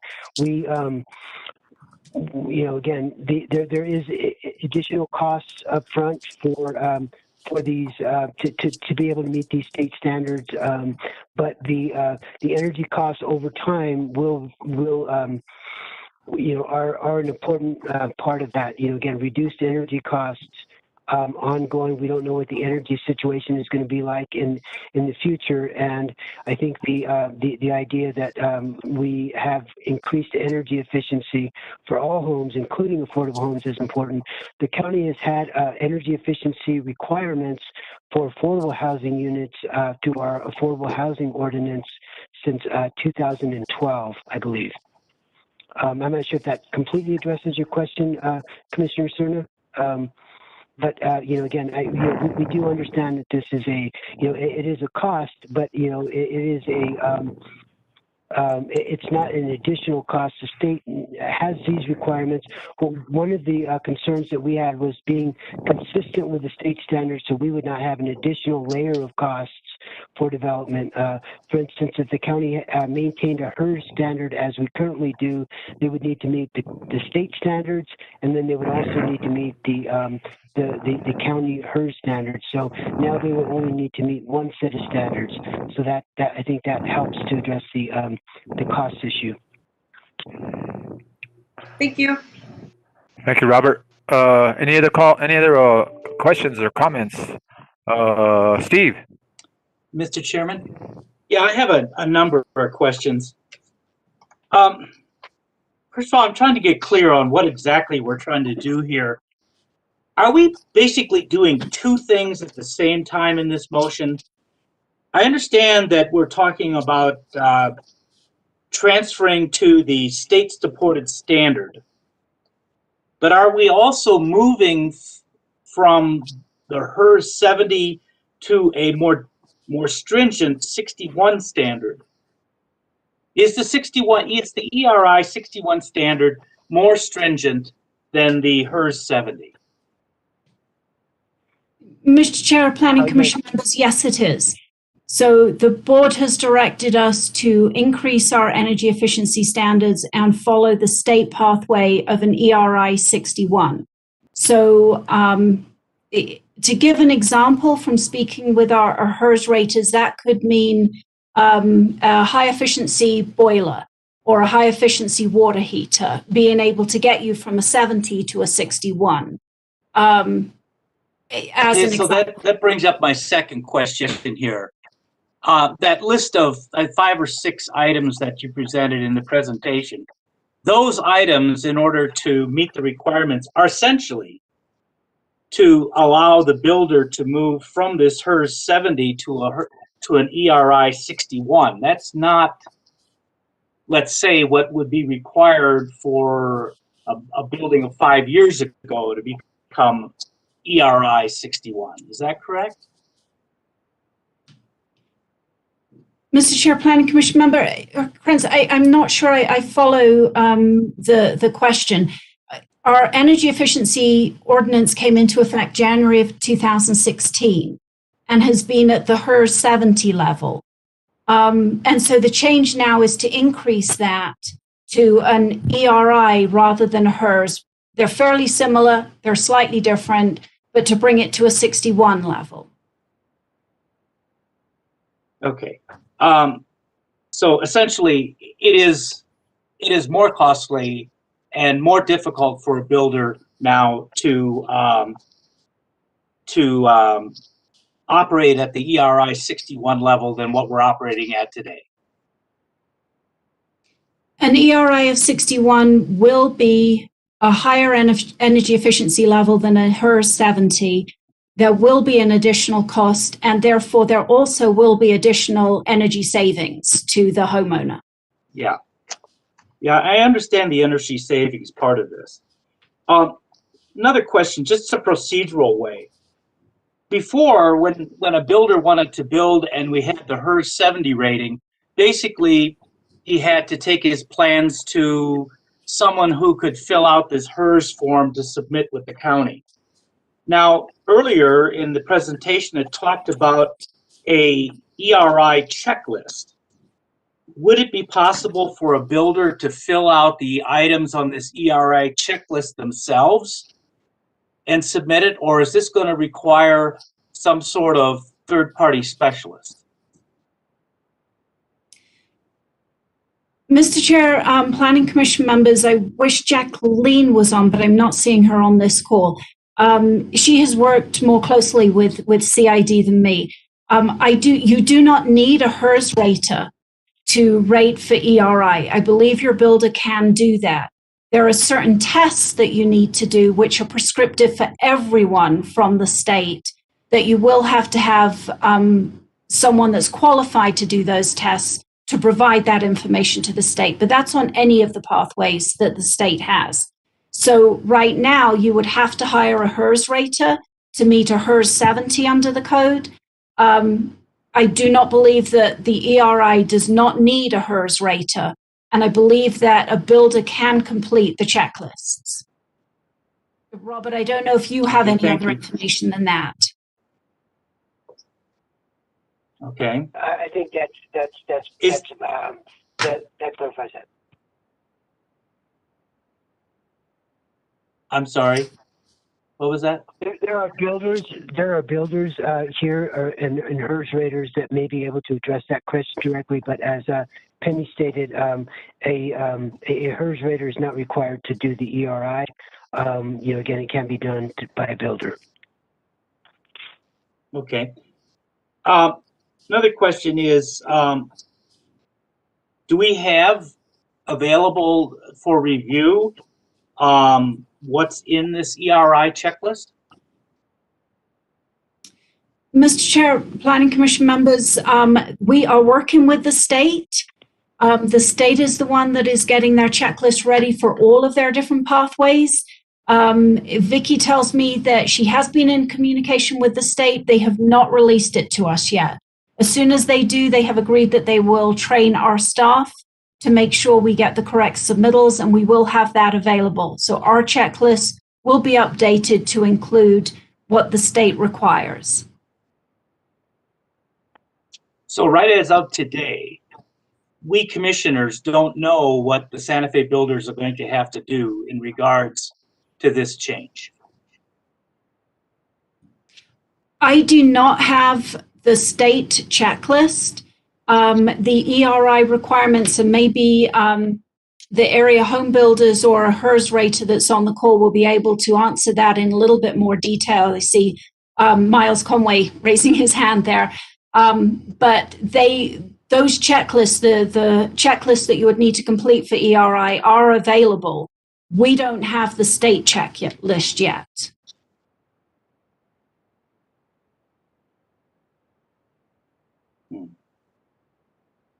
Also, earlier there was a reference made to the energy efficiency regulations cost benefit. I don't know if that is a report or paper or a guideline or whatever. I don't believe that that was included in our packet. Is that available? Mr. Chairman, commissioners, members of the Planning Commission, the PowerPoint is on your board docs as a PDF document. The cost benefit one. Yes, there's a memo which is a cost benefit memo, but there's also the presentation which is also a PDF. So both of those documents are on the board docs. I'm looking at them right now. Okay.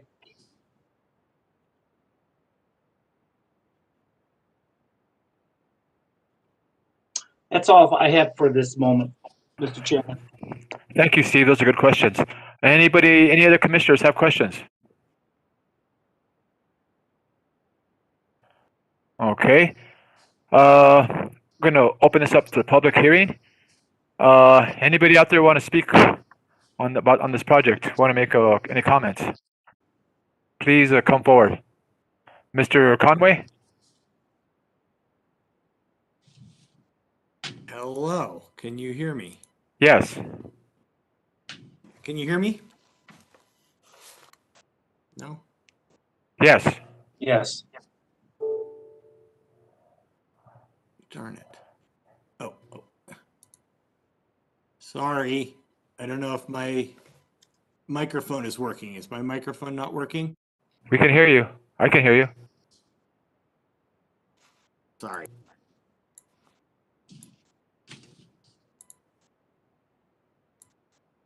about now? Can you hear me now? I'm sorry to be wasting your time. I can hear you. I can't seem to unmute myself. He can't hear us, I bet. I don't think you can hear us. Can you all hear him? Yes. Yes. Yes, I can hear him. Else go first. Maybe Okay. someone else can go first while I figure out my microphone. So this is Commissioner Gonzalez. This is, can you hear me? Who's this? Vicky So Miles, said, I'm not will sure somebody raise their hand and if tell you're me if ready. they can hear me or not? You can hear me. I'm sorry. Everybody was blank stare. I thought my microphone's not working. Okay, sorry about that. Yeah, I just got out of a board meeting. I'm sorry to be late and miss the whole presentation. Thank you, Mr. Chairman Gonzalez, members of the Planning Commission. Yeah, as it is in our packet that we sent in to the commissioners and staff and is in your packet, the 400 members of the Santa Fe Area Home Builders Association, come out in support of this ordinance and this change. This brings certainly consistency to the building. We've been building to the Santa Fe code, which is at a 61 HERS, which is Ms. Ellis Green said is quite similar to the 61 ERI in terms of how a home performs and very efficiently.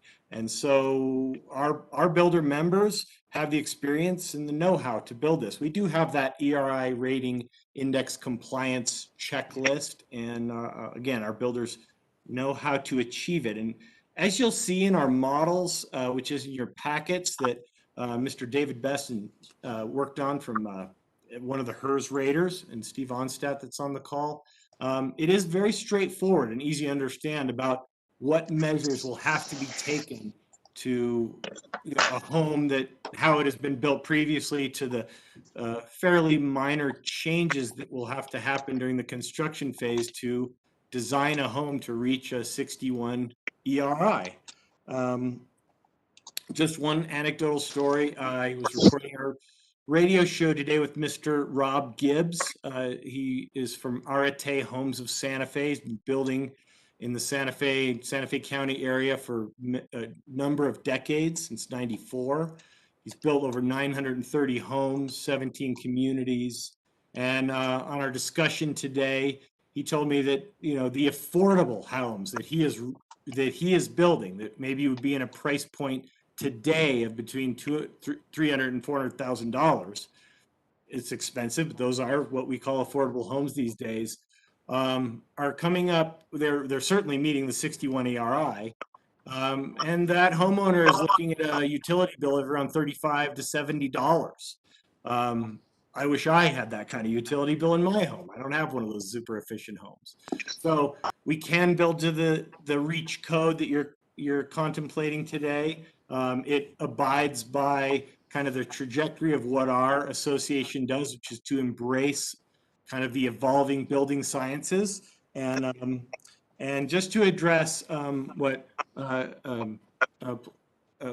committee member Cerna brought up around affordability, it's certainly very important. And we are in the middle of a housing crisis, and we know that people travel from farther and farther away to work in Santa Fe, and that's a challenge we have to overcome. But for the county to get into the realm of affordable housing and making it more affordable, there'll be opportunities for this commission and the board of commissioners to take steps to make it more affordable, whether it's incentives to pay for your mechanical equipment, or changes for permit fees for low-income folks, or to look at how you handle water or density in Santa Fe properties so that you could build an accessory dwelling unit, whereas right now a piece of land, maybe it's only 1 per 5 acres or something. So anyway, I won't be long-winded. Thanks for your time and work on this very complex issue. We support the move to the ER 61. Thanks for your time. And there's some of my other cohorts here on the call that will be very informative and helpful. I know Mr. Onstadt's on the call, and Mr. Kim Shanahan can also comment. Thank you, sir. Any other discussion, comments? This is Steve Onset. I can make a few comments. Steve, go ahead. I first want to address Steve's concern. You asked about is a HERS rater required? A HERS rater is not required the way the ERI standard is written. However, it's probably improbable that someone would be able to score that themselves without someone that was trained to do so. But it isn't required to be a HERS rater. I will believe that at some point in time, someone will write some software that allows people to probably do an ERI without hiring a HERS rater, but in the current environment you're in, you probably will be hiring the HERS rater, just as you do now. Mr. Chair, can I interrupt? This is Roger Prusino. Can we have Mr. Munstead sworn in? Yes, Mr. Onstack. Karen, could you please swear him in? Sure. Sir, do you swear or affirm the testimony you're going to give is the truth? That's correct, yes. And do you think I should also swear in Mr. Conway? Yes. Miles? Yes, I thought he was part of staff. I'm sorry there. Yes, swear him in too. You can swear, this is Kim Shanahan, you can swear me in too. Okay, good. Mr. Shanahan, and I don't know if Mr. Conway's still on, but do you swear or affirm the testimony you're going to give us the truth? Yes. Yes. Kim Shanahan, yes. And Okay, thank you. And maybe I see swear that. in Mr. Bill Roth as well. Okay. I don't see Bill. I don't see him either. Thank you, guys. Thank you. Thank you all. Please continue. This is Bill Roth. And so now that I'm sworn in, I think what I would do is just say I can answer any direct questions that any of you may have that maybe need clarification.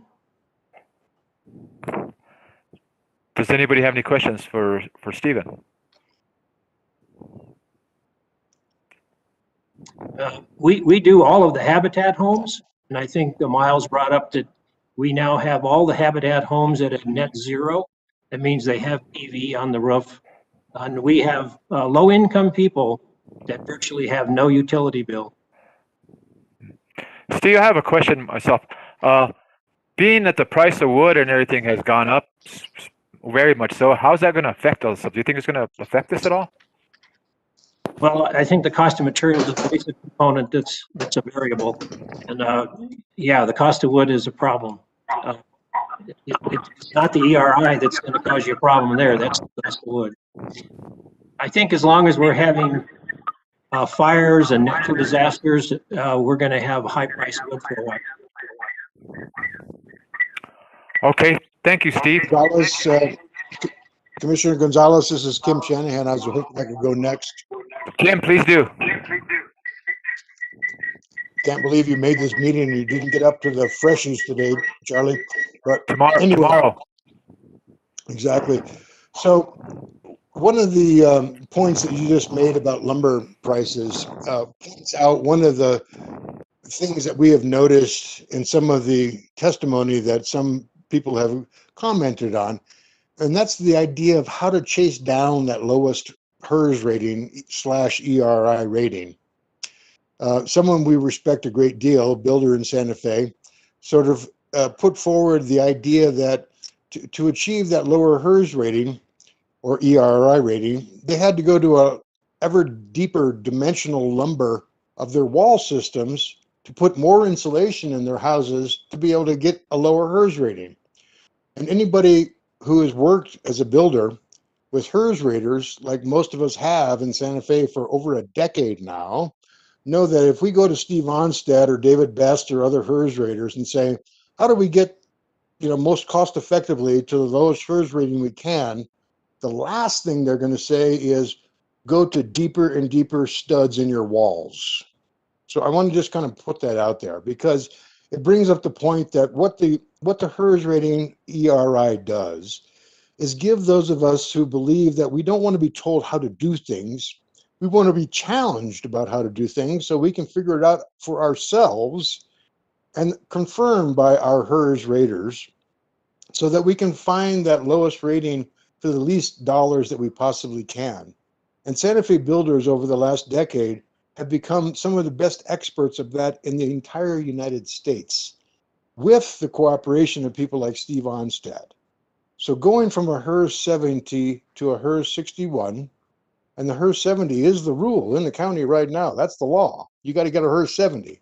So going from a HERS 70 to a 61 is really not that incrementally that much of a stretch. It is true that the lower you go in your HERS rating chase, in terms of the numbers getting towards zero, each number becomes more expensive the lower you go.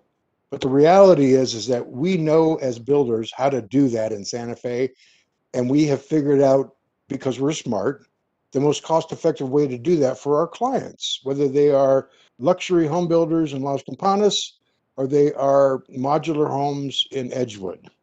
One last point I want to make is this, is that we have conflated the notion of manufactured and modular, and Penny, Penny did a great job, and so did county staff for introducing this, but there's a distinction between manufactured and modular. Modular homes are built to the International Residential Code, and manufactured homes, what we think of as mobile homes, are built to the HUD codes, Housing and Urban Development, radically different. And so modular homes are the ones that are actually built to the IRC, and that means exactly to the state code that is now in force, which is the 2018 IRC. And therefore, modular needs to be seen as a distinct, different phenomena in manufactured homes that come on axles and steel chassis. So I just want to say that we stand as home builders in firm, a confirmation of this notion that what this county needs to do. And finally, after a decade of really struggling with this issue, we recognize that we have the ability to partner with CID to help us enforce this code so that a certificate of occupancy is not issued until the county is satisfied that a ERI of 61 has been achieved. And people like Steve Onstad and David Best and others will be able to do that. Santa Fe home builders know how to do it. We figured it out a long time ago. We can also make it happen in affordability issues. If we have affordability issues where the cost of Steve Onstad becomes so onerous, then we should think about how to subsidize the cost of the ERI rating, not the cost of what it takes to get to that 61. So thank you, Commissioner Charlie, and doing good work here. Thank you. Thank you. And I would like to say is that I wish the state would partner up with the county on grading and drainage inspections. With all being that done said. Don't even get me started. The fact is that one of these days we're going to talk about water harvesting, and that's when we will really start to blow your minds. But let's get through this one first. Sounds good. Thank you, Kim.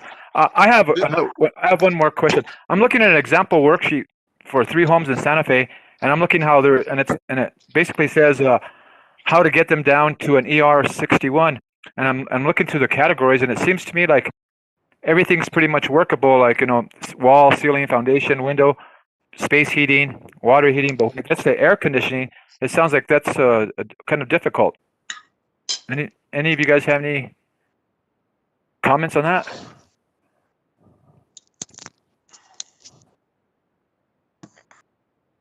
I'm going to jump in. This is Bill Roth. I didn't get sworn in. Okay, Bill, let's get you sworn in. Mr. Roth, do you swear or affirm your testimony will be the truth? I do. Thank you. Please proceed. Okay. In regards, my understanding with the air conditioning and the duct standards, and I think this was addressed earlier in I think Penny's presentation. That's something that that's a state requirement, and that's going to be mandated across any of the permit paths. So I don't think, in a sense, that's a level playing field state requirement and not something specific to the ERI path. I'm going to ask Steve to verify that if he's still on the call. Yeah, the requirement for the duct testing and the blower door is required by CID in 6 counties in the state.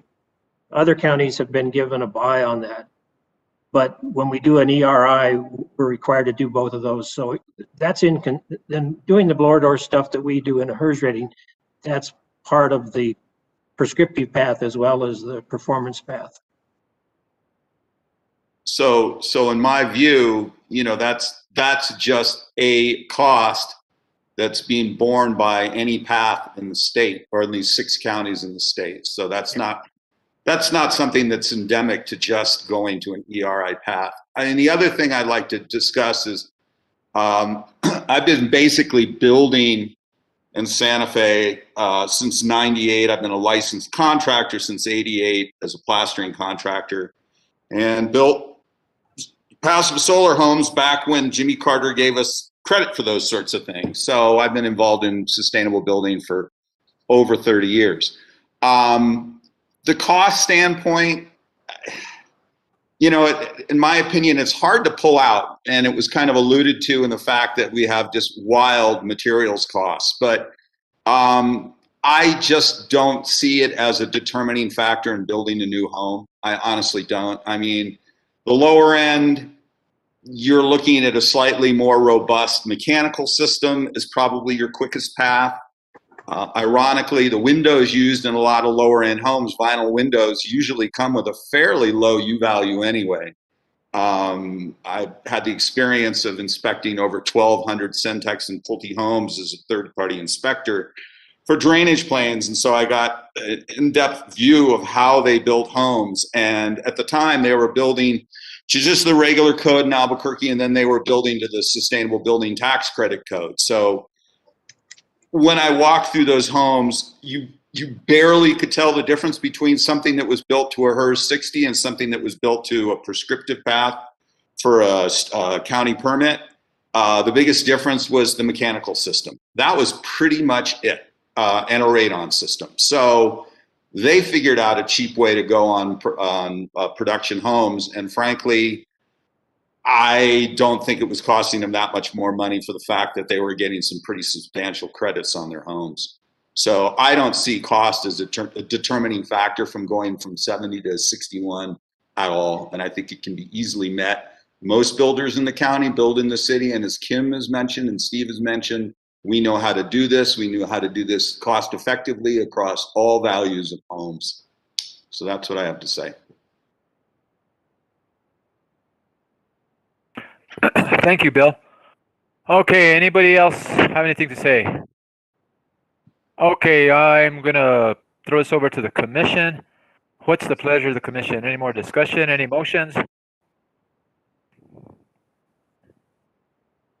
Talk to me, talk to me. Here. Is this JJ? Yes. I had one question of somebody maybe could answer this. We're working on a 2018 IECC code. And how long did it take the state to adopt that code? And when is it going to be revised? We're working on 2018. Do they revise it every 3 or 4 years? Can someone answer that? Mr. Chair, Planning Commission members, I believe that the last code that they had was the 2009. I'm trying to check my code now to see what we quote in there. So they don't adopt it every single year. They don't update every single year. I can address that a little bit. JJ, the codes are going in 3-year cycles. And most jurisdictions who's speaking? Often skip years. So in our case, we're on the 2009, and we waited until now and jumped to the 2018.